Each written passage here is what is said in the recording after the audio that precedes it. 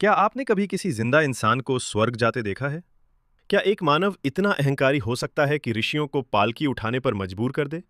या क्या एक दानव इतना धार्मिक हो सकता है कि उसके द्वार पे खुद विष्णु पहरेदार बन जाए? ये कहानियां हैं उन तीन राजाओं की जिन्होंने प्रकृति के नियमों को तक तोड़ दिए। तीन राजा, तीन कहानियां, एक ही समस्या। इन्होंने देवताओं के नियम पर सवाल उठाए और वो बन गए जो कभी इंसान के लिए सोचा ही नहीं गया था। जब मनुष्य अपने ज्ञान, तपस्या और अहंकार के बल पर खुद भगवानों को चुनौती देने लगे, तब क्या होता है? स्वर्ग का दरवाजा खुलता है या प्रकृति का संतुलन टूट जाता है? आज के राज में हम लेकर आए हैं तीन ऐसे राजाओं की कहानी जिन्होंने केवल देवताओं से नहीं, बल्कि उस रचना से भी टकराव किया जो स्वयं ईश्वर ने बनाई थी। प्राचीन भारत के अयोध्या नगरी में इक्ष्वाकु वंश के एक राजा थे, त्रिशंकु। ये वंश इतना महान था कि इसमें राजा हरिश्चंद्र जैसे सत्यवादी और मर्यादा पुरुषोत्तम श्री राम जैसे देव पुरुष भी पैदा हुए। लेकिन त्रिशंकु की कहानी अलग थी। वो एक समर्थ, न्यायप्रिय और प्रगतिशील राजा था। उसने अपने राज्य में धर्म, विद्या और समृद्धि का विकास किया। लेकिन राजा होने के बाद भी उसके मन में एक ऐसी इच्छा थी जो कभी किसी मनुष्य ने सोची नहीं थी। उसने कहा, मैं स्वर्ग जाऊंगा, लेकिन बिना मरे अपने शरीर के साथ। और ये बात सुनते ही सब संत, ऋषि और पुरोहित चौंक गए, क्योंकि स्वर्ग यानी देवलोक, और देवलोक में केवल मुक्ति प्राप्त आत्माएं ही जा सकती थीं। शरीर लेकर वहां जाने का सपना प्राकृतिक नियम के विरुद्ध था। लेकिन त्रिशंकु को विश्वास था, अगर तपस्या से देवता प्रकट हो सकते हैं तो यज्ञ से स्वर्ग भी प्राप्त हो सकता है। ये इच्छा नहीं थी, ये थी एक मनुष्य की देवता बनने की कोशिश। राजा त्रिशंकु अपने गुरु महर्षि वशिष्ठ के पास गए। वशिष्ठ, जिन्हें ब्रह्मा के समान ज्ञानी माना जाता था, वो शांत थे, गंभीर थे और प्रकृति के नियमों के साक्षात रक्षक थे। त्रिशंकु ने उनके सामने अपनी इच्छा रखी। गुरुवर्य, मैं यज्ञ करना चाहता हूं जिससे मैं स्वर्ग में अपने शरीर के साथ जा सकूं। वशिष्ठ ने गहरा समय लेकर कहा, यह संभव नहीं है। स्वर्ग का मार्ग केवल मृत्यु के बाद ही खुलता है। लेकिन त्रिशंकु ने कहा, गुरुवर्य, अगर मनुष्य तपस्या कर सकता है तो क्या वह अपनी मर्यादा बदल नहीं सकता? गुरु ने कठोर स्वर में कहा, यह जिद तुम्हारे लिए श्राप बन सकती है त्रिशंकु। और जब त्रिशंकु ने गुरु के पुत्रों से प्रार्थना की, उन्होंने कहा, अपने पिता का आदेश न मानकर तू अधर्मी बनाए। और उन्होंने त्रिशंकु को श्राप दे दिया, तेरा शरीर मैलीन है, तू कभी भी स्वर्ग के लायक नहीं बनेगा। अपमानित, ठुकराया हुआ त्रिशंकु गया ऋषि विश्वामित्र के पास, और यहां से कहानी पलट जाती है। विश्वामित्र, जो खुद एक पूर्व राजा थे और अब ऋषि बन चुके थे, उनकी तपस्या का एक ही लक्ष्य था, वशिष्ठ के बराबर ज्ञानी और शक्तिशाली बनना। वो देवताओं के नियम तोड़ने का सपना लेकर जी रहे थे। और जब त्रिशंकु ने अपनी कहानी सुनाई, विश्वामित्र के अंदर की आग भड़क उठी। ये सिर्फ एक राजा की मदद नहीं थी, ये था वशिष्ठ को हराने का मौका। विश्वामित्र ने तुरंत कहा, मैं तुम्हें स्वर्ग भेजूंगा त्रिशंकु, और अगर देवता विरोध करें तो मैं खुद का स्वर्ग रच दूंगा। उसी रात विश्वामित्र ने यज्ञ शुरू किया। रात भर मंत्र गुनगुनाते रहे। हवा रुक गई, पृथ्वी कांपने लगी। अग्निदेव स्वयं प्रकट हुए और यज्ञ के शिखर से त्रिशंकु का शरीर उठने लगा। उसकी आंखों में आस्था थी। देवलोक नजदीक आता गया, लेकिन जैसे ही उसने स्वर्ग के द्वार छूने की कोशिश की, इंद्र ने रोका। यह प्रकृति का हनन है, यह अधर्म है। इंद्र ने अपने वज्र से त्रिशंकु को नीचे धकेल दिया। स्वर्ग के द्वार बंद कर दिए गए और अंतरिक्ष में गिरता हुआ त्रिशंकु चीख रहा था, गुरु विश्वामित्र, बचाइए। यह देखकर विश्वामित्र का रोष भड़क उठा। उन्होंने अपना डंडा उठाया और घोषणा की, अगर देवलोक मुझे रोकता है तो मैं खुद का देवलोक रचूंगा। विश्वामित्र ने अंतरिक्ष में ही एक नई सृष्टि का आरंभ किया। नए तारे, नए ग्रह, नए लोक, हर एक लोक में अलग प्रकृति, अलग देवता। एक ऐसा ब्रह्मांड जिसमें त्रिशंकु के लिए एक नई जगह बनी, त्रिशंकु स्वर्ग। और उसमें त्रिशंकु को स्थापित किया गया, उल्टा लटका हुआ, एक ऐसे स्थान पर जो ना वो धरती का था, ना स्वर्ग का। ये था एक मनुष्य का दूसरा ब्रह्मांड। विश्वामित्र का अहंकार, त्रिशंकु की जिद और सृष्टि के नियम का छिन्न भिन्न होना। कुछ लोग कहते हैं त्रिशंकु को अमरता प्राप्त हुई, कि उसका स्वर्ग एक महापुरुष के सपने का फल था। लेकिन अधिकतर कहते हैं ये एक श्राप था, क्योंकि त्रिशंकु ना कभी जीवन में था, ना मृत्यु में। उल्टा लटका हुआ त्रिशंकु एक अधूरा, अस्थिर और असहज स्थिति में था, ब्रह्मांड में एक बिंदु जिसे त्रिशंकु स्वर्ग कहते हैं। आज भी कुछ रातों में जब आकाश साफ होता है, लोग कहते हैं एक तारा है जो कभी स्थिर नहीं दिखता। शायद वही है त्रिशंकु का नया लोक।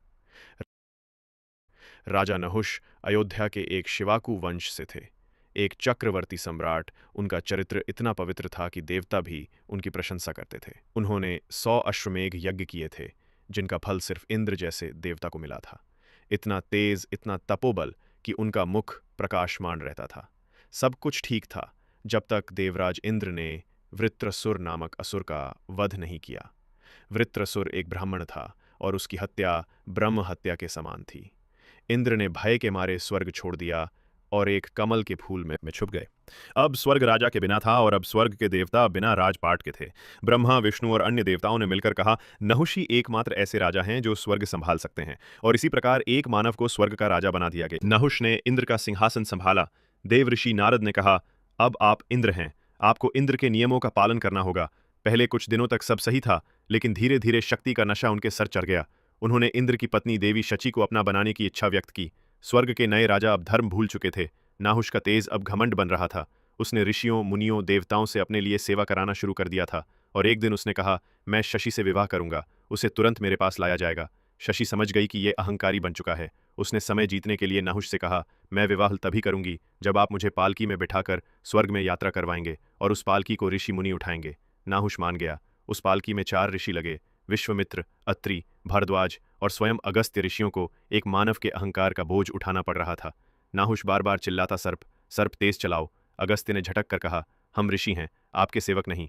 नाहुष ने अपमान में अगस्त्य को पैर से मार दिया और तब हुआ श्राप। अगस्त्य ने कहा, तू इतना सर्प कह रहा था, अब तू ही एक सर्प बन जाएगा। उसी पल नाहुष का रूप बदल गया, तेज चला गया और वो बन गया एक अजगर जो अंधकार के जंगल में गिर गया। स्वर्ग में आंधी आ गई थी। एक इंसान जिसे स्वर्ग का राजा बनाया गया एक सांप बन गया जो जंगल में भटक रहा था। नाहुष के पतन से स्वर्ग का सारा संतुलन हिल गया। फिर देवी शची ने इंद्र को ढूंढा और फिर विष्णु ने इंद्र को शुद्धि दी। तब इंद्र ने फिर से अपनी गद्दी संभाली। लेकिन कहानी यहीं खत्म नहीं होती। हजारों वर्ष तक नाहुष जंगल में सांप के रूप में रहा। अंत में पांडवों के समय में युधिष्ठिर ने उसे देखा और उसके सवालों के उत्तर दिए। तब नाहुष ने कहा, मैं राजा नाहुष हूं जिसने अपना घमंड स्वर्ग में दिखाया। मैं ज्ञानी था पर अहंकारी बन गया। उस सत्य और विनम्रता के साथ नाहुष का श्राप टूटा और उसने मोक्ष प्राप्त किया। राजा महाबली विष्णु भक्त प्रहलाद का पोता और एक दानव कुल में जन्मा हुआ सबसे महान राजा था। बलि ने अपने शासन में असुरों को अलग ऊंचाइयों तक पहुंचा दिया। न केवल युद्ध में विजेता बल्कि राजधर्म, धन वितरण और प्रजा के हित में भी सबसे आगे थे। कहते हैं उसके राज में कोई भूखा नहीं सोता था और हर किसी को अपने जीवन पर गर्व था। एक बार बलि ने देवताओं के विरुद्ध एक बड़ा युद्ध छेड़ दिया। उसने इंद्र को हरा दिया और स्वर्ग लोक पर कब्जा कर लिया। देवता भाग गए और इंद्र की माता अदिति ने भगवान विष्णु से प्रार्थना की कि प्रभु आप ही इस असुर को रोकिए, ये तो आकाश तक छूने लगा है। पर यह असुर धार्मिक भी था। विष्णु सोच में पड़ गए, क्या ऐसा राजा जो प्रजा का हित चाहता है उसका नाश ठीक है? तब उन्होंने एक रास्ता चुना, ना तलवार ना युद्ध, लेकिन एक छल। विष्णु ने एक नया रूप लिया, वामन। वामन राजा बलि के यज्ञ भूमि में गए जहां बलि दान दे रहा था। वामन ने कहा, हे राजन, मुझे बस 3 कदम जमीन चाहिए, इतना दान दे दीजिए। बलि हंस पड़ा, बस 3 कदम? वो तो मैं तुरंत दे सकता हूं। गुरु शुक्राचार्य समझ गए कि ये वामन विष्णु है। उन्होंने रोका, ये छल है, राजा सोच समझ के दान करो। लेकिन बलि बोला, मैं किसी भिक्षुक को कभी इनकार नहीं करता, चाहे वो भगवान ही क्यों ना हो। जैसे ही बलि ने वचन दिया, वामन का रूप बदल गया। वो बढ़ता गया, बढ़ता गया और बढ़ता गया और बन गया विषुपी विष्णु। और फिर विष्णु ने पहले कदम से पृथ्वी नाप ली, दूसरे कदम से आकाश को नाप लिया और फिर कहा, अब बताओ बलि, तीसरा कदम कहाँ रखूं? बलि झुक गया और बोला, प्रभु तीसरा कदम मेरे सिर पर रखिए।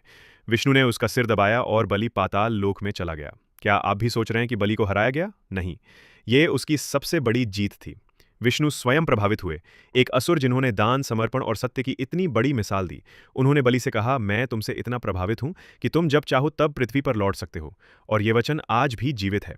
कुछ लोग कहते हैं कि ओणम के दिन बलि लोगों से मिलने धरती पर लौटते हैं।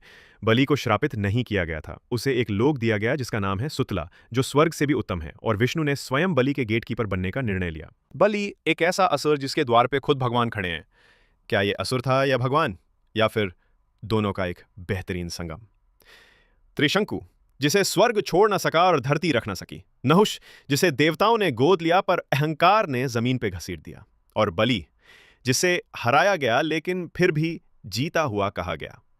ये कहानियां सिर्फ इतिहास नहीं हैं, उन मानव का संघर्ष, अमरता के लिए, अहंकार के साथ और आत्मा के सत्य के प्रति। ऐसे राजा जो देवता बनना चाहते थे, पर उनकी कहानियों ने एक ही बात साबित की, मनुष्य का सबसे बड़ा श्राप उसका अहंकार होता है। तो हमें कमेंट सेक्शन में बताइए अगली बार आप कौन सी कहानी सुनना पसंद करेंगे। और अगर कहानी पसंद आई हो तो इस वीडियो को लाइक करें, शेयर करें और सब्सक्राइब करें।